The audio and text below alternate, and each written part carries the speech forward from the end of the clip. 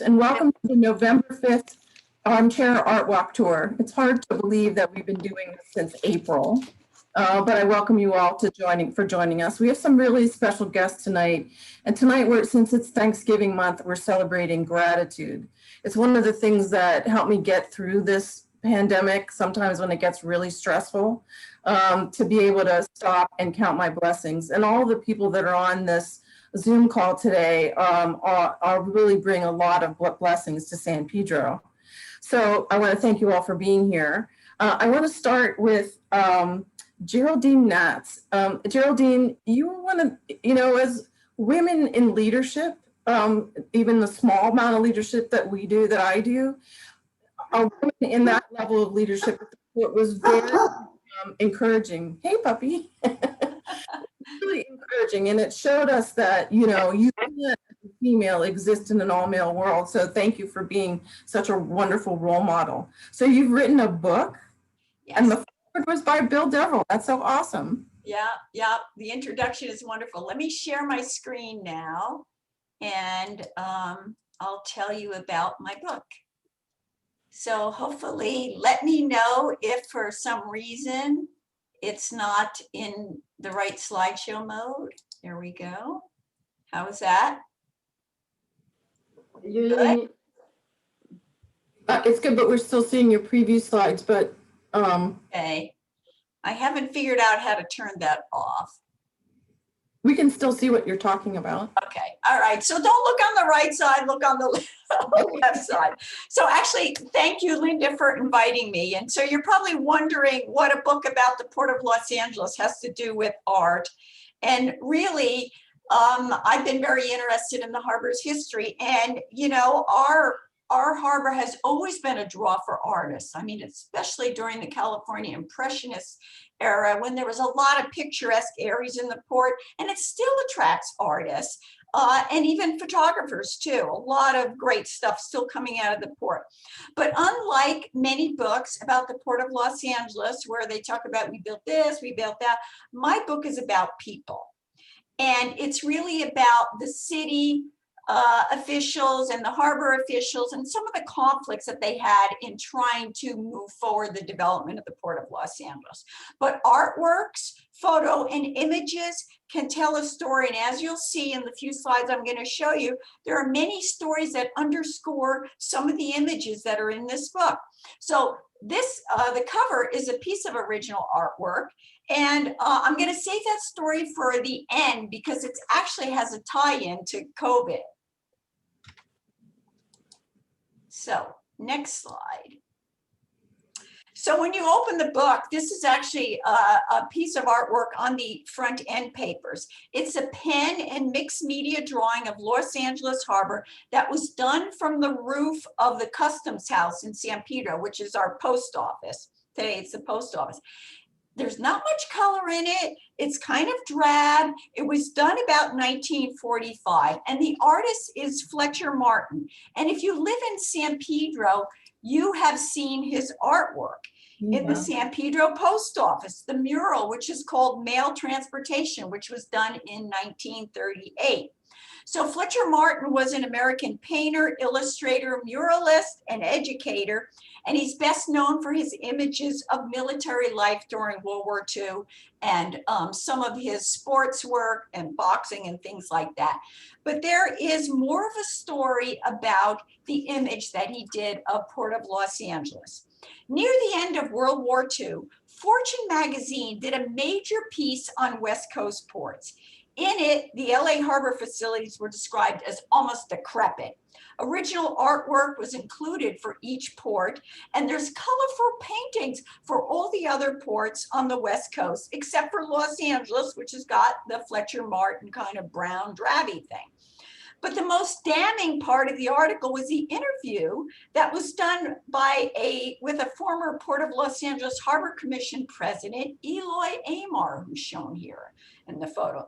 Amar was a member of a pioneering San Pedro family that developed real estate in San Pedro.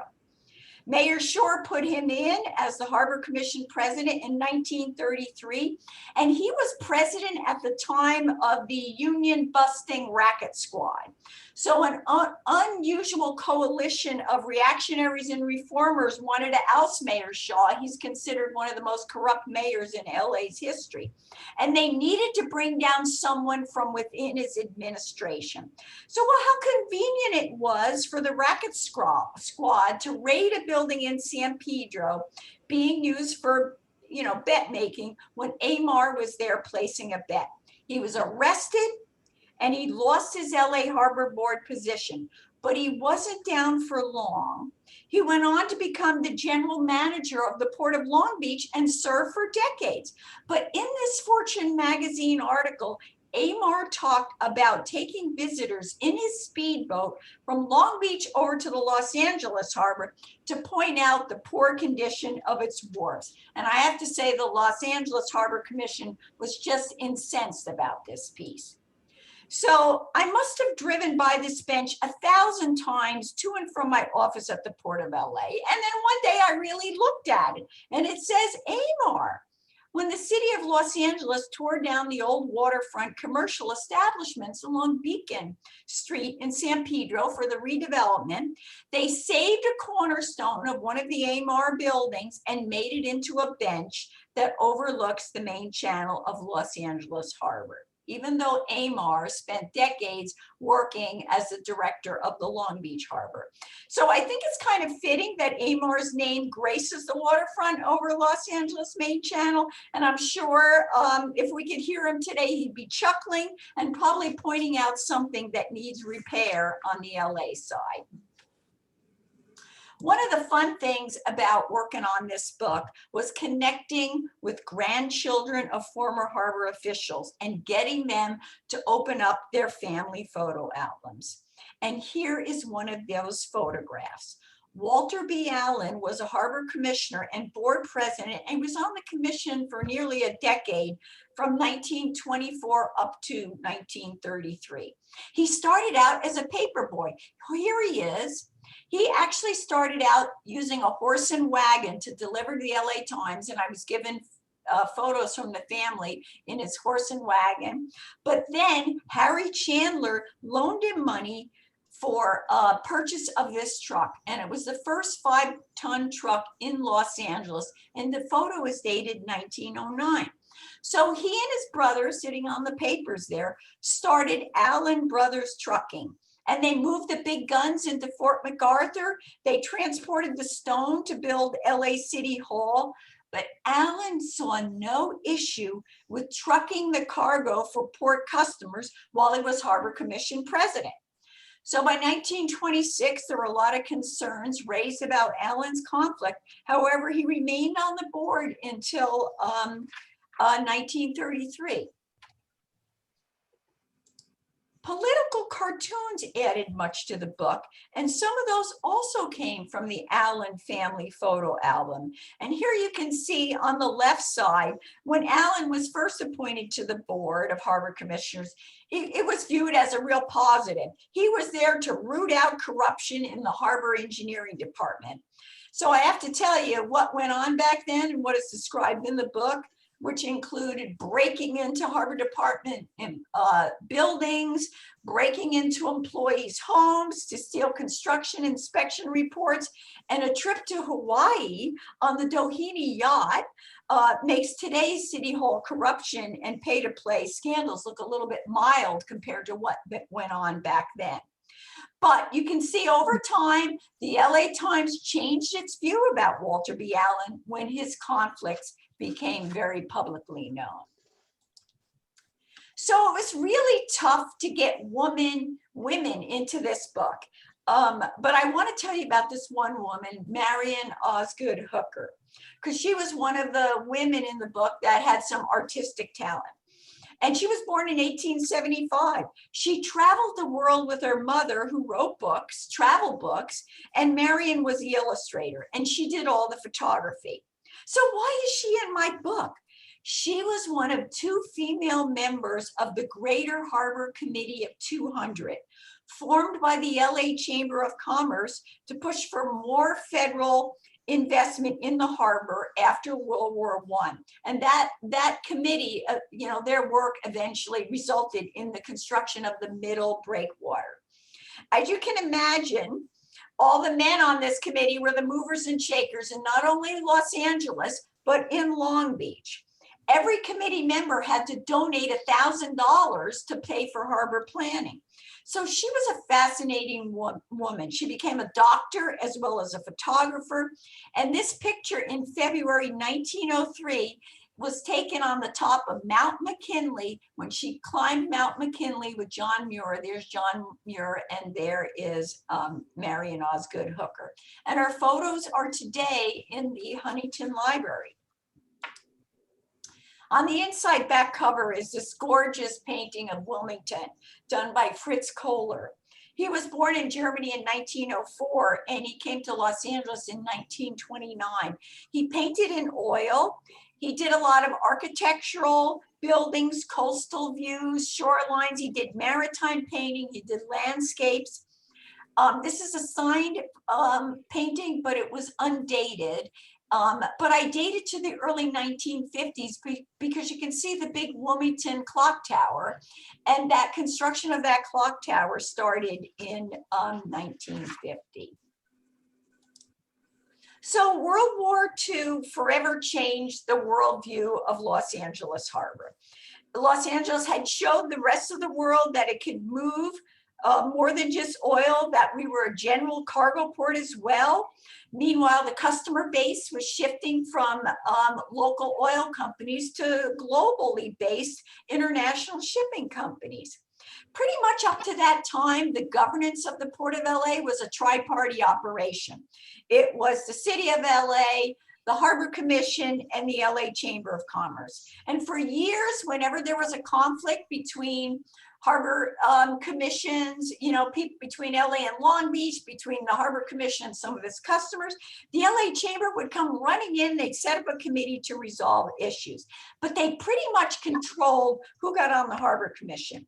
So this book pictured here is a memoir published by Clarence Matson, the second secretary to the Board of Harbor Commission. And he went on to work for the LA Chamber. And the book was published in 1945. And I happened to buy it online on eBay or something like that. And when I bought it, I opened it up and I saw, oh my gosh, it's signed to Jimmy Ingebrigtsen from Stanley T. Olafson. And so Stanley T. Olafson, that was a name I knew, Mr. World Trade Week. Every year, the LA Chamber still gives out an award, the Stanley T. Olafson Award. Well, I thought this was very cool. So post-World War II, as I'm doing my research for the book, I realized there's a big battle between a candidate that the Chamber wants to put on the Harbor Commission and one that the local communities and the labor unions wanted. But I could never find out who that other person was. It was Jimmy Ingebrigtsen that the Chamber wanted, and this was his copy of the book.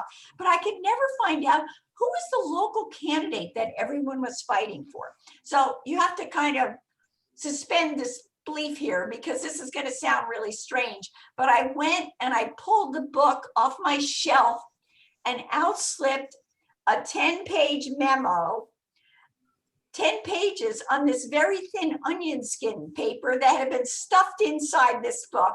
And I had the book for a long time and I'd never seen this memo. And so it was like, oh my gosh, I can't believe this has happened. The memo is titled "On the Situation in LA Harbor Department Bearing on the Appointment of a Fifth Member of the Board." It was a 10-page memo that went into glorious detail about the battle over filling this harbor seat. I got so excited, I couldn't even sleep that night. The memo was so interesting that the publisher and I agreed that we needed to reproduce a transcript of it and put it as an appendix to the book, because I've never seen this memo anyplace in any archive, and it talks about everyone.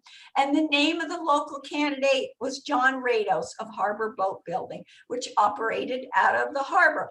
And once I had that name, I was able to confirm. I found a letter the city attorney had written to him expressing concerns about conflict and why he, they did not appoint him to the Harbor Commission. So my COVID story. So on the right side is the annual report for the LA Harbor Department that was published in 1951. And when I saw the cover of that report, I thought, oh my God, that imagery is exactly what I need for this book. It's got the harbor and it's got City Hall hovering in the clouds, you know, trying to control the harbor. I thought this is perfect imagery. So I said, I want to use this cover of the annual report for the cover of the book. And it was so damaged that my publisher rejected it and said it couldn't be used. So then I had to go hire an artist to digitally reproduce the cover. So it was quality enough that we could use it as the cover of the book. And so in the 1950s, it was very common for the Harbor Department to actually go out and hire well-known artists to do their artwork. And so right before we went to print, but I couldn't figure out who had done this artwork. Right before we went to print, the publisher came back to me again. You sure you can't find this artwork? And I said, no, I can't figure out who it did. I searched the board minutes. I don't know who painted it. And he said, because we'd really like to credit this person, but I couldn't find out. So, so the book is published. COVID-19 starts. I'm at home more, and I happen to go on eBay, and I always put in Port of Los Angeles. And guess what happens? This piece of artwork pops up. And I'm like, it's the seller says it's unsigned and it was done in 1950. And I figure, oh my God, that's about the right year, but it's unsigned. And so I thought, okay, and the artist was Chuck Caderna, and I never heard of him. So I checked him out and I find out, he was known as the originator of the modern version of Smokey the Bear. And he also did a lot of artwork for Northrop Grumman, but he was born in 1921. So I emailed back to the seller and I said, how do you know that this was painted in 1950? And how do you know the artist is Chuck Caderna? And the woman wrote me back and said she was his wife. And she and her son were clearing out his art studio. And I'm thinking, she was his wife? How old is this woman? So my antennas went up. And so I went online, I tracked down Chuck Caderna's marriage certificate, and lo and behold, he married a woman in 1963 who was decades younger than him. And she had the name Ava. She was the one who was selling this painting. So I bought the painting. It arrived. It's a acrylic painting. It's gorgeous. And it was actually cheaper than my digital reproduction. And so after I got it, I wrote her an email and I said, I told her the story about the book and the cover. And I said, if it ever gets into reprint, I don't know if that'll ever happen, we'll make sure he gets credited. And she wrote me back and said that the painting ended up where it was supposed to be. And so I've had so many moments of serendipity in doing this book. The memo falling out on me, that gives me a discovery. This painting, the only man left who was alive from the 1960s, from the LA or Long Beach Harbor Commissioner, lives like 4 doors down from me. So many of those things came together to make this really special. And what I liked is the name of the painting is Port of Los Angeles, the harbor that built a city. And I thought, oh, darn, that would have been a great title for the book. But so that's my story. There's lots of great stories in the book. It's available on Amazon. I'd love to be able to sign it for people, and hopefully someday I will be. We'll get together and we'll have a signing party one of these days. Yeah. Fascinating. And thank you so much for sharing this with us. You want to say the name of the book again? Oh, it's Port of Los Angeles, Conflict, Commerce, and the Fight for Control. If you just Google Port of Los Angeles or my name, it pops up on Amazon. Awesome. Your enthusiasm is infectious. Thank you. So Ray, can we go back to my 3rd slide? Let me unshare. Okay.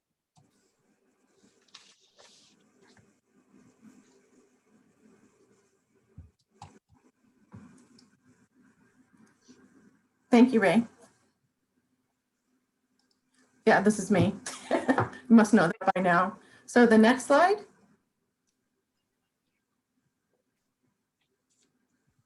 I just want to, Liz asked while we were waiting to go on, I just wanted to bring everybody up to date a little bit about what we've been doing since we went into quarantine. And honored to have a grant from the council office. And we've been repairing the DOT boxes. The DOT means the Department of Transportation. Those are those cabinets that hold the electrical system for the traffic lights. And the ones on Gaffey got really badly tagged. If you go back to the first one of those three, Ray, this one from Marion, who Ray and Cora talked about in September when we did Latin American History Month, was really badly tagged. And so she repainted this one. That's at 15th and Gaffey. And the next slide. This was a box that we had painted previously by Kim Kohler. And the DOT tells you this in the fine print, that it may not all,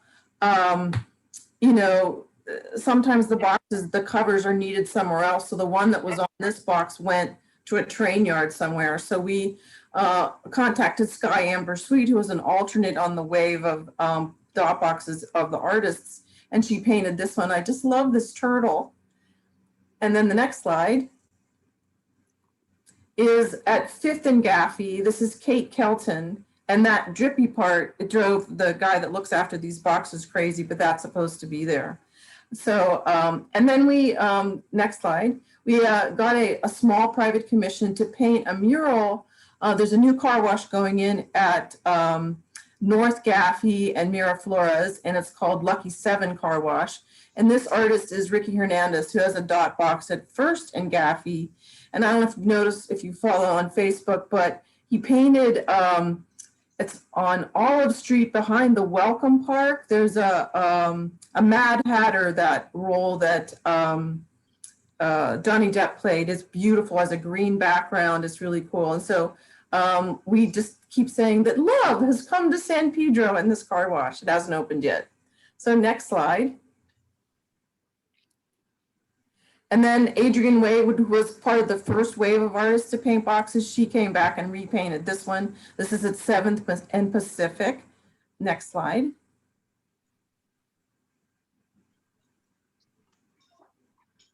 And then we go on to Geraldine. And now we're going to talk with Warren Sal from Parkhurst Art Gallery. Next slide. And Warren has a presentation to share with us. Warren and I have been friends for a long time, and absolutely. I had the honor of knowing Violet Parkhurst as in life, and read her autobiography. So you're going to be covering some of that. And just going back to Geraldine for a second, the 103rd anniversary of the Port of Los Angeles. Wow. Warren, so you have things to tell us about the Parkhurst Art Galleries. Absolutely. Yeah. Thank you for having me. Can you guys hear me okay? Yeah. Okay, great. So first off, thank you to you, Linda, for doing this, keeping the art walk alive during this crazy time. It's something that I think all the artists in the galleries on the street can appreciate. It's a tremendous effort, I think, to put each of these together. So from all the galleries and artists out here on the front lines, thank you so much for doing this. Okay, so I'm gonna share a screen here. I have a slide deck, and by the way, I haven't touched PowerPoint in 20 years. Linda, you're the only person who can get me to touch PowerPoint again. I promised I'd never do this after I finished school. Here we go. I didn't want to do it either, but it was a way to use it for this. Yeah, I think I'm using like version number like 2008 or something here. Let's see. All right. There we go. All right, so I wanted to spend a little bit of time this evening talking about Parkhurst Galleries, what we do, a little bit about our history, and of course our founder, Violet Parkhurst. So the gallery is located in downtown San Pedro, right across the street from the Grand Vision. It's a giant black awning, hard to miss us. We've been at this location since about 2002. Prior to this, we also had a couple other locations in San Pedro and Portugal and another one on 6th Street. We've had over the years about 16 locations sort of scattered all over Southern California, and then a couple up in Oregon. All right, so if you visit the galleries, what can you expect? Is this gonna change? All right. So the galleries currently offer a couple of services. first and most important, we represent several artists, both world-renowned artists and local artists. We do fine art sales for them and huge art shows and exhibits. And I think a lot of the people who might be listening to this have been to some of our art shows. We also do art appraising and art restoration. So if you own a Parker's painting, you want to have it cleaned up, reframed, appraised for insurance purposes, you can stop by the gallery and we can help you with that. Also, if you want to resell your piece, we can also help you with that. 4 times a week, we do an amazing oil painting class. We have about 10 to 15 people in each class. Our instructors are amazing. They've been doing it for the better part of 10 years. What you decide to paint, the subject is of your choice, and we'll walk you through step by step how to do it. And the most important thing, each class comes with lunch or dinner. So that's included. And we always try to order from local restaurants, so to support the local community. Last thing that the gallery does, a little bit of fine art services. If you're an artist and you're interested in having your piece published, we can work with you on that. We also have full service framing, and we also do art consulting services, both for commercial and residential. By the way, if you are listening to this and you mention that you heard me on the Armchair Artwalk and are interested in the painting classes, do come in, mention it, and I will give you 25% off your first month of classes. It's worth up to $50, save you a little money there. Are you open every day? Pretty much. I mean, except for Sunday and Monday, which we're usually closed, we're maintaining normal gallery hours during this. Of course, all the classes are social distance with the PPE and everything else. So we try to keep it as safe as possible. All right, a few artists that we represent. On the world-renowned scene, we have artists like Chow Young and Roy Tabora, John Kelly with his famous San Francisco scenes. But when Violet started the gallery, she always reserved a portion of this gallery for emerging artists to give them a shot, to give them a chance. So here today, we're also representing a couple other artists like Lisa Mosini McDill, and she's an amazing plein air artist, one of Laguna's 50 signature artists. Loretta McNair, which many of you have known, she's done a lot of work in the community, and also San Pedro's very own James Czar, better referred to as Little Jimmy Czar, like a lot of his friends call him. But the late James Czar, we have some of his pieces still showing in the gallery. All right, moving right along. So a couple things about our founder, Violet Parkhurst. She started all the Parkhurst galleries and passed away in 2008. At the time she passed away, she was called the most famous woman marine artist in history. So she was known for her seascapes. By people who knew her, they also called her a lot of other things too, including a free-spirited bohemian. The way she lived her life, she slept at 3 in the morning, she ate whatever she wanted to eat. She was a seasoned businesswoman, very shrewd, very smart. She was also a passionate soul. Her life was about passion, and you can see it in her work and her art. She was called a mentor by several, but I will always think of her as an eternal optimist. Violet one time invited me to paint with her, and I don't paint. I don't paint. So she sets up an easel. She walks me through it step by step, and she's showing me where to put the brushstrokes, and I'm messing it all up. By the time it's done, I show her what I got, and it looks terrible. It's terrible. She looks at the painting with this no reaction, looks at me, looks back at the painting, then turns to me and says, "Warren, your second painting is going to be so much better." As I said, an eternal optimist. So for those of you, some of you might be aware, 2 days, how do I go back? 2 days ago was Violet Parker's Day in the city of Los Angeles. So since 2006, I'm not sure what we can do with this. I think we can have a parade if we wanted to. We've never tried. Usually what we do is we have a big show in the gallery in honor of her namesake day. And hopefully when this whole zombie apocalypse is over, we can resume that tradition. If you want to get on our mailing list, just send us an email with your name and we'll be sure to get you an invitation to the next shows we do. Okay, a couple of career highlights on Violet. Now, it's really hard to sum up 70 years of painting history in like 5 bullet points. So I kind of asked myself, what are the things that Violet is the most proud of? And what I came up was this. About 4.5 million collectors worldwide own her stuff, either her paintings, her reproductions, her collectible plates, or how to paint books. her screensavers. She's exhibited both in the Louvre Museum and in the Prado, which is quite impressive. Not many artists can say they've done that. She's on permanent collection in the China National Museum in Beijing and the Stockholm Museum in Sweden, and over a dozen museums here in the States.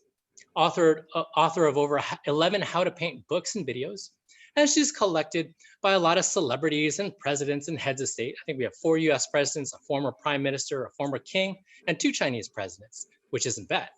And here we have a couple pictures. Prime Minister Margaret Thatcher up in the upper left corner. We have Reagan, we have the governor. We have Nixon with his Parker's painting in the center. All right. Now, a lot of folks walk into the gallery and after seeing all the pieces, they say, hey, what's your favorite? So here I thought in this presentation, I'd show you a couple of my favorite Parker's pieces, and I'll tell you why. The first one we have is a piece called The Clipper Ship. Now, when I look at this piece, it kind of reminds me of Violet. I see a lot of her in this piece. So if you look at the foreground, how she paints the water, right? It's done with bold, powerful strokes. It's very free. The way she paints is very loose. And that is really representative of, she had this free spirit, this adventurous spirit.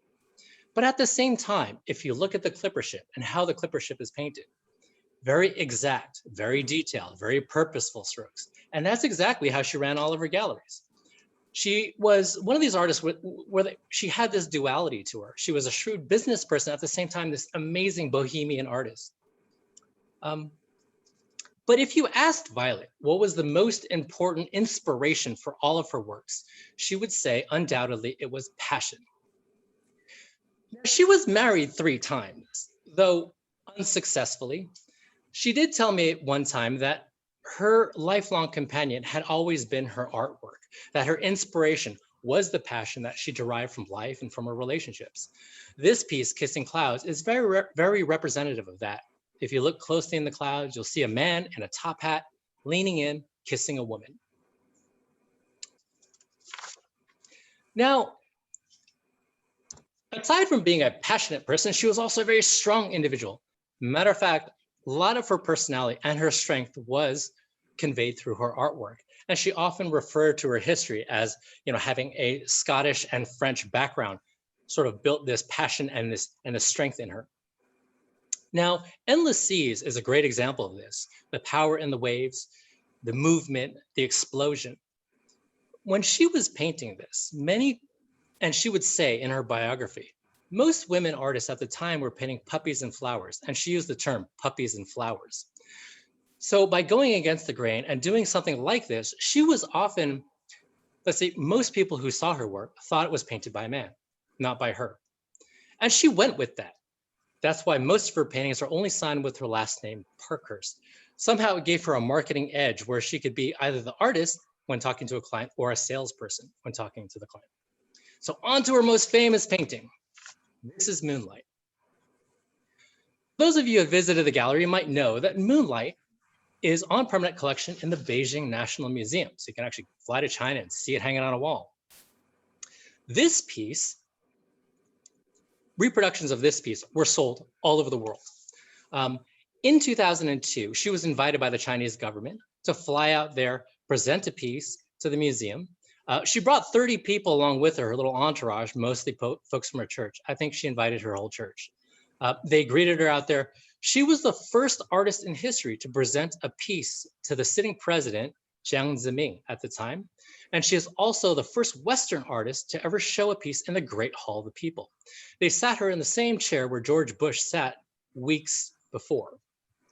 So what's interesting about this piece is Moonlight was originally called Southern California Moonlight. And this coastline looks quite familiar because it is based on our coastline out here. However, when the piece was inducted into the Beijing Museum, to give the piece more international appeal, we dropped Southern California and just called it Moonlight. And it wasn't the first time where she would adapt a piece to a local market. And on to my last and favorite piece. This is called The Power and the Glory. Okay? This piece was painted in about 2004. It was intended for the Chinese market. Doesn't look like it, right? Well, if you're familiar with the Chinese culture, you'll know that the numbers 1, 6, 8 have a lot of meaning. Phonetically, the numbers 1, 6, 8 sound like a translation that means good fortune down the road. In Chinese, 168 is pronounced 168, and the saying is 1路发, which means good fortune down the road. So in this painting, what we did was we incorporated some of that meaning with 1 lighthouse, 6 seagulls, and 8 trees. So the symbolism of the painting was there. When this piece was released in the Chinese market, people saw that initially they said, oh my God, it's an amazing Parker's piece. And then they saw the hidden meaning, and then it sold like hotcakes. Anyway, she had a lot of international success, but here in the States, she was also quite well known. Over the years, we've racked up a whole bunch of celebrity collectors. Here, I just picked out a few to throw up on the slide here. I actually went through about 7 photo albums and just picked some of the people that I knew. There's a lot of people that I didn't show, but we have more on display in the gallery. Anyway, her most famous collector, of course, is Clark Gable in the upper left corner. She dated him for a period of time, and he also collected some work. We have Marion O'Hare, Bob Hope, a couple other folks, Betty White's in there, Kirk Douglas in the middle, and a few other collectors where I didn't have pictures of. All right, Tico and Dewey Martin, they're actually our newest collectors. The Maharaj of Kush Bahar. And this was, Violet talks about him in the biography, and the Maharaj, when she met him, this is like back in the 50s. He was the wealthiest man in the world at the time. And he turns to her at a dinner and says, I want you to come with me. I want you to stay with me. In other words, join my harem. So what Violet said is very politely, she declined and decided to pursue her career in the arts, which I think is all good for us in the end. Anyway, we also have a couple other collectors, a couple of former mayors, Muhammad Ali, which kind of surprised me. And then, yeah, on to. Warren, we have a piece of one of her nudes, which was kind of. Yes. Yeah, she was actually, she loved painting nudes before she got into seascapes. The problem is she would paint all these nudes and put them in the gallery. And as an attractive artist, standing there with all these nudes behind her, a man would walk into the gallery, start chatting her up, looking at the pieces, but then the wife would follow the man in and immediately pull him out. So the nudes are really, really difficult to sell. So for that reason, she switched to seascapes. So Violet's work, people who walk into the gallery and don't know the name, I always tell them, I bet you've seen a Parker's piece before, though you may not know it is her. Her work's been used in media all over, in movies and shows. We have a couple on the side there. Dexter, Sex and the City, Nip Tuck, Dead to Me. The latest season 1 was actually seen in the gallery. They had some Parker's pieces in the background. The photograph you see here is a set from the Jeffersons TV show, where a Parker's original hanging above the desk on the right has hung for the duration of the show. So, lastly, we've been in San Pedro for 58 years with 3 different galleries. And I wanted to take a moment just to thank everyone in this community who has stopped by the gallery, chatted with me about the work, or Austin, or Robert, or Violet herself. I want to thank everyone who's come to one of our art shows and gotten drunk and maybe bought a painting. I can't keep a straight face, but I want to also thank everyone who has seen something in this presentation that piqued their curiosity and want to come down to the gallery and learn more about her and her work and the galleries. So thank you so much. And do remember, if you mention this, that you've seen it here on the Armchair Artwalk, you do get 25% off your first month of painting classes. What a deal. With that, I'm going to pass it back to you, Linda. Thank you, Warren. This is wonderful. I'm so happy that we're introducing Violet to lots of people that might not know anything about her. So that's really great. Thank you. You're welcome. So, Ray, can I go to my next slide? Warren, you might have to stop screen sharing. That's all right. Technology, you know. I know. Sometimes it's just not. Okay. That's a good looking guy right there. I know, that's a great picture of you. So I want to stop here, Ray, for a second. I just want to let the audience know that, you know, it's donation season, and we made a jigsaw puzzle out of part of the Lillian Furman Walkway mural. It's 150 pieces. It's a wooden travel puzzle. It fits in its own little tray.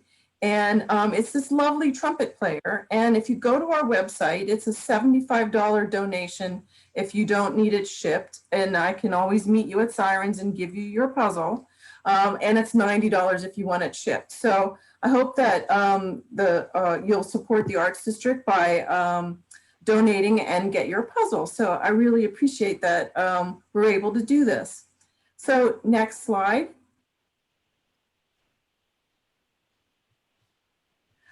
No, okay, thank you. So our next two guests are Dr. Tony Rasmussen and Liz Schindler Johnson. And Liz and I have known each other for a really long time, almost probably the whole time we've lived here, which is almost 25 years. And one of the things I'm really grateful is all the work that they do to create new audiences. And they're going to be talking about the Meet the Music and Romp program. And the annex is something that I'm sorry to say that I took for granted when we could go there. And now I really miss it because it's really a community center. It's the best 140 seat live listening room that I've ever been in. And not only is what you hear in there amazing, but the treatment of the artists and the guests is really stellar. So I want to introduce Liz Schindler Johnson and Tony Rasmussen, and they're going to talk about their programs around youth and Meet the Music.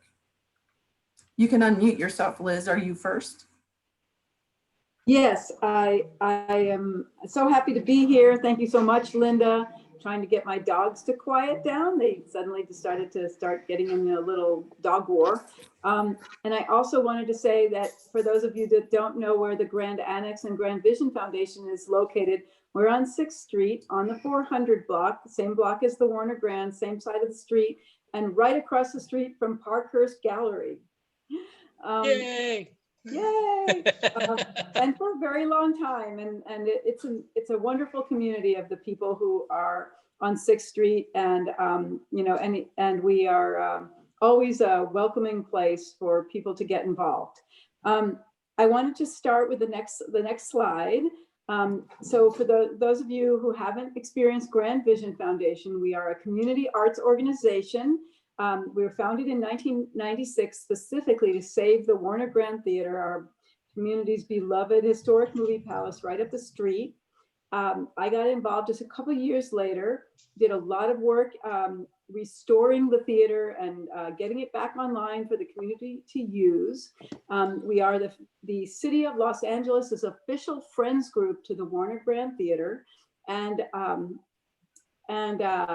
we are, excuse me, I just got a little distracted. Am I on? Can you see me? Yeah, we can. You sound great, actually. So we are the official friends group. The City of Los Angeles now has owned the theater since 1996, and Grand Vision Foundation has done a lot of work to preserve and promote the theater over the years. And then also we have we started the Grand Annex, a small music venue that Linda mentioned. We started that in the mid like 2008. And it's a wonderful place to hear live music, and also people would rent it for special events. And Taryn Schindler, who a lot of you know, runs the Grand Annex, and we do all miss it very much. Can't wait to get back to that as soon as we are allowed. And then our third project, and sorry for interrupting, Liz, but you are doing Zoom live streaming concerts as well, and there's one coming up on Saturday. Thank you, Linda. You are an excellent publicist, and we are having if you go to our website, grandvision.org, you can get tickets to a Spanish themed show by an amazing artist named Twangero, who's an unbelievable guitarist with a combination of Spanish influences and rockabilly. So have a look. Also, Tony is going to focus most of this talk on our Meet the Music program, which is our youth education program. Next slide, please.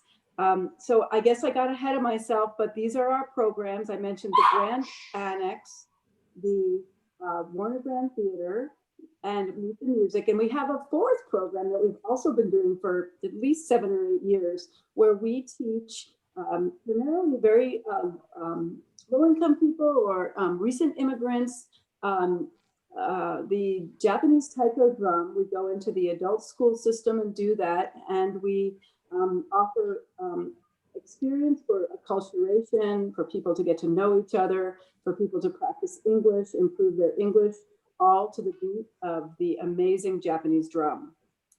Next slide, please. Okay, so this is the last thing I'd like to tell you about. Warner Grand Theater is celebrating her 90th anniversary. The official date is January 20th, 2021. 23rd, sorry. No, not 23rd. The 20th was the day that the theater actually opened in the 20th was the day the theater actually opened in 1931. That's when they flung open their doors, had back-to-back sold-out shows. We are going to be celebrating the 90th birthday on the 23rd, because the 20th is like some sort of date where there's some kind of inauguration. And also we are celebrating Grand Vision's 25th anniversary. We were founded in we started in 95, but we incorporated in 96. So we're celebrating 25 years as well. If you could do the next slide, please, Tony. Sure. And so here's our birthday. We're going to be celebrating the whole year long. So this will be our kickoff event. And there's several things that you can do, and you can go to grandvision.org if you would like to participate. And we're really getting the word out because we don't want people to be disappointed if they didn't get involved in the first place. And so San Pedro Today is devoting their entire January 2021 issue of their magazine to the Warner Grand Theaters, past, present, and future. And we're going to have amazing stories, memories, new memories, old memories, photographs, original research, all about the theater coming out in that issue. So if you can take out an ad, we can afford to put another article in. So please have a look. And then also we're doing a street banner campaign where we have 5 different designs and people can adopt a banner. And we're going to be festooning the downtown San Pedro area, especially 6th and 7th Street, the Arts District, with these beautiful banners. People can also adopt a seat at the theater. They can buy a ticket to the party. In any case, they can get involved in this big anniversary, and it's something we can celebrate with some tangible activities, which is what we like. Next slide, please. So here's some of the beautiful images. You can have your logo, your a name. You can honor somebody. You can you can do this in memory of somebody that the theater meant a lot to. So we're all about connecting the theater with the community and also creating some beauty and excitement in our immediate area. So with that, I want to introduce Dr. Tony Rasmussen. He is one of the more recent employees of Grand Vision Foundation, but because people do stay so long, he has been here for a couple of years. He is the director of our music education program. He is also has a background in ethnomusicology. He still goes to different conferences and does his original research. And we're very, very fortunate to have him as our music education director. With that, I want to ask you, Tony, to please take it away. All right. Thank you very much. Well, Liz, what a lovely introduction and presentation. Since our theme is gratitude, I want to express mine for Linda, Warren, and Geraldine for these fantastic presentations. It's really nice to be on such a cool panel. And also, frankly, everything we do is about community building. So I want to express my love for the San Pedro community. We wouldn't be able to run our programs without your support, and it means a lot to us.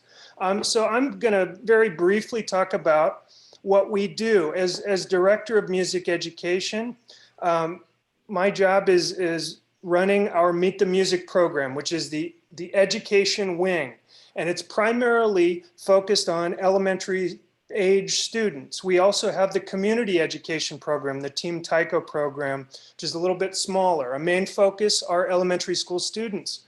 At the moment, we are serving approximately 1,800 underserved elementary school students in the harbor area.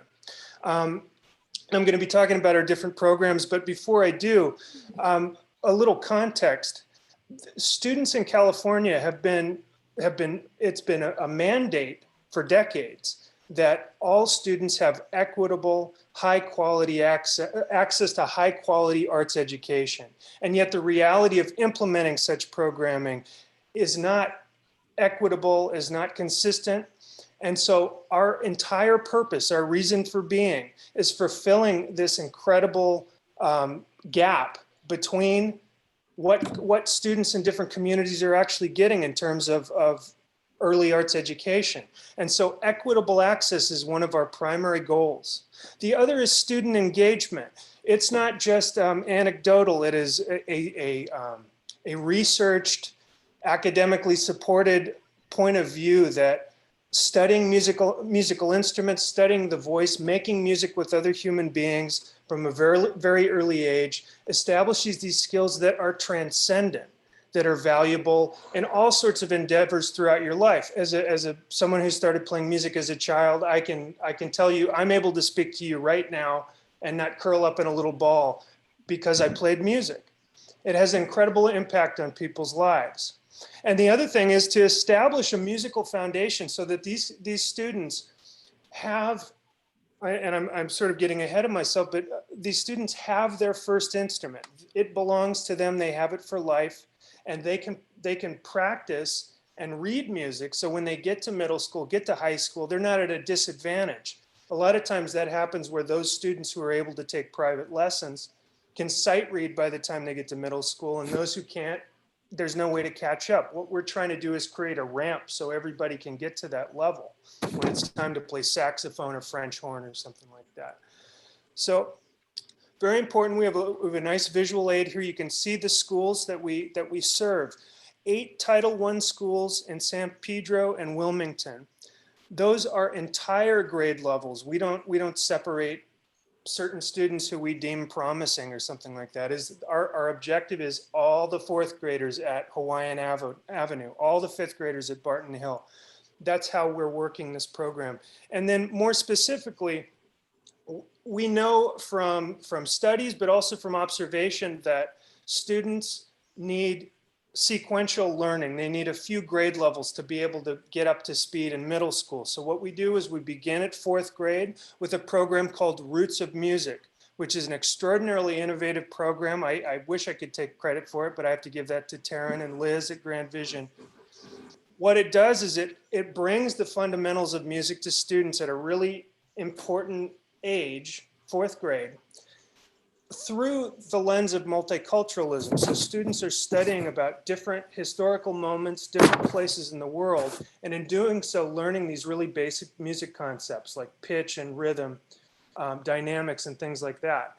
Then in 5th grade, students get their first instrument. They're issued a recorder.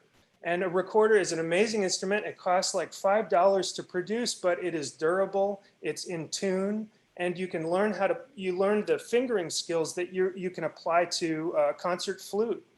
So in 5th grade, students begin that process to have a really focused education in reading music and playing an instrument. And something we do for both grade levels is every year we assemble everybody together, and we, through our partnership with the amazing LA Opera, we stage a student-tailored event at the Warner Grand Theater. Now, that begs the question, what are we doing this year? And because this is such a fruitful, wonderful partnership, the LA Opera is working with us to do something really interesting. They're going to deliver a video of the concert. And so our classroom teachers we work with are going to have some flexibility of when they administer this opera. But before and after, we're going to run some training with the classroom teachers so they know how to contextualize this lesson and make it make sense, add activities to that. And then we're going to do a live in-person Q&A with the cast. So after students watch the video of the opera, they're going to actually be able to interface with the cast members. We're pretty excited about that. So sorry, I got enthused about our virtual opera. I'm going to move right along. And here, Well, we appreciate the update. It's something that, as the few adults that get to go, it was really lovely to, and the building smiles when there's that 1,200 kids in the room. It does. It really does. Yeah. Well, just so there's not a lot of text on the screen, I thought pictures would kind of do the job for me. So here we have recorders in school. You can see the amazing Dr. Dawn Norfleet giving an in-class, in-school lesson up in the upper left-hand corner. Our policy is to have these classes during school hours, part of the regular school day. Now what we were able to do with a lot of heavy duty coordinating with principals and teachers alike is we are giving live virtual lessons in place of these face-to-face lessons, which was a real big win for us. We weren't sure that was going to be even possible, but that's what we're doing now. And there you can see the recorders all students get. It's theirs to keep. At the bottom is a student recital. So the goal is not just learning to read by yourself, but to be able to play, to be able to take calculated risks of performance. You practice this much and then you go up and you just do your best. And for students to have that experience, it's incredibly useful in all sorts of different ways. Here, I just wanted to show some pictures of our Roots of Music program. That's 4th grade. Up on top, we can see some students jamming out with some percussion, singing. At the bottom, you can see the in-school lesson. And then I wanted to just sort of compare. What's interesting about Roots of Music is we have the in-class lesson, and then we have, on 3 different occasions, interactive, dynamic concerts with professional, amazing musicians. They are, I can list them for you. There's Adawe, which is a West African voice and drumming group. There is Cambalache, which they specialize in a beautiful regional type of music from Mexico called son jarocho. And the third is Honey Whiskey Trio, and they play Americana folk music. And so each semester, students are treated to these 3 concerts, and the classes that they have and the lessons that they have are built around this. So my next slide, I just want to show you what those lessons are like. Here up top, we can see Laudero, which is a luthier, showing how he makes this traditional instrument called a jarana, which is a really quite a treat for the students. They're not only just having kind of songs played at them, but they're learning how the musicians make the music itself, how they make the instruments. On the upper right-hand corner, you can see the students learning an amazing kind of dance called zapateado, which is a platform tapping dance. And so all the students are doing that together. And at the bottom, we have the amazing Christina from Honey Whiskey Trio, who is leading a song and dance with the students. I wonder if we can even see Linda in the back. I think that's Fred. Oh, there's Fred in the back. So again, we had a bit of a coup with what's going to happen with these concerts during COVID, and we were able to do some pretty exciting live Zoom concerts that are combinations of video clips from concerts in the past. We do that when the musicians need to play together. So if it's the whole song, the whole band, we play a video clip, but then the individual musicians can play separate parts. And so it has these elements of live and pre-recorded. So that's pretty exciting. And the other thing I just want to add is I can tell you all day long about how great these programs are, but some of the most impactful things are to read testimonials that we usually get from classroom teachers. So if I may indulge myself, I just wanted to read one for you. This is from a teacher at Point Furman. She is a 4th grade teacher at Point Furman Elementary. And she says, I had one student who was low academically, so never found herself asked by others for help until she began to participate in romp. She excelled at singing and dancing, and so other students would ask her for help. And I knew this helped boost her self-esteem. And then the teacher goes on to say, I really liked the online videos that were posted for students to follow once a week. Now I have to add, right when COVID happened in the spring, we rushed to sort of figure out how can we keep giving these classes. And the solution in the spring was to create videos for the lessons that students were missing. Now we're able to do the live ones, but she's referring to those videos. So she goes on to say, I really like the online videos that were posted for the students once a week. I was able to send them out to my students, and it offered a little bit of normalcy in the world of change due to COVID. So that was really touching to us to actually know that these things that we're preparing, you know, in the office are getting to the students and are making them feel better when everything is in upheaval. That was really powerful for us, I know. All right, and just to wrap up, I wonder, Liz, is there anything you wanted to say as a final? We did have a question. Oh yeah, please. Are you continuing the Meet the Music programs during COVID as a Zoom event? Yes, for both classes, for 5th grade and 4th grade, we're continuing it. Awesome. Yeah. I guess that's what I would like to add is we're very happy that all the schools that we were in before the pandemic they all came back, and we're continuing to teach. But this semester, it's all, you know, obviously all virtual. And like Tony said, it's by Zoom because the class, we interject, you know, under the supervision of the classroom teachers. Mm-hmm. So it's really, really exciting that we're continuing. I mean, and we're continuing to educate. One of the special things I thought I would just say in my conclusion is, by the way, thank you, Tony. That was an amazing job. And some of the folks that we know that are watching are texting me and saying what a great presentation you gave. Thank you, Liz. I just wanted to add that this is a way for kids that like sometimes can't connect with academics and are not interested in getting online and are very much struggling.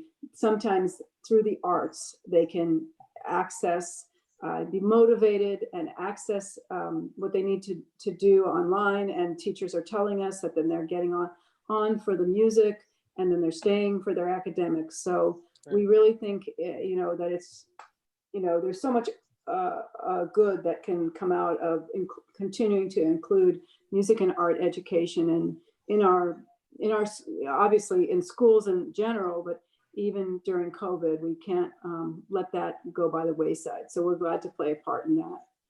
And I thank everybody for listening and hearing about what we do. Well, thank you for being guests. It is a fascinating program. And I think not only does it give people, young people a music education, but it builds better humans. It's a more well-rounded individual that has exposure to this part of the culture. And then those are lessons that they carry for the rest of their lives. And selfishly, you're building audiences that now have an appreciation for live music and will partake of that when they have a chance. So I want to thank everybody for being here. You can stop screen sharing, Tony. Okay. Thank you. And Ray, can we go to the next slide after Liz and Tony?